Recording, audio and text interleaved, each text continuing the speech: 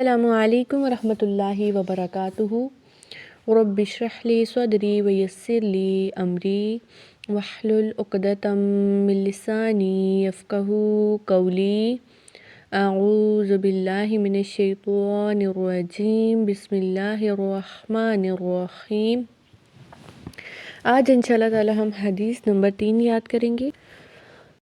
الحیاء من الایمان، الحیاء من الایمان، الحیاء من الایمان، یعنی حیا ایمان کی ایک شاخ ہے۔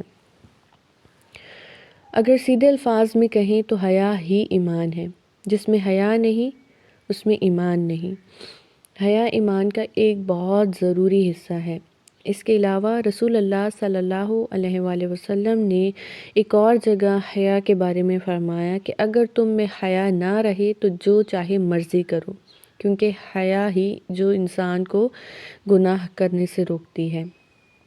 یعنی جب بھی کوئی انسان گناہ کرنے لگتا ہے تو اس کے دل میں ایک بات ضرور آتی ہے کہ یہ غلط ہے، وہی حیا ہوتی ہے۔ لیکن جب آہستہ آہستہ انسان گناہوں کا عادی ہو جاتا ہے تو اس کی حیا بھی ختم ہو جاتی ہے، اور جب حیا نہیں رہتی تو انسان بہت زیادہ گناہ کرتا ہے، اور حیا اسی لیے ایمان کا حصہ کہا گیا ہے۔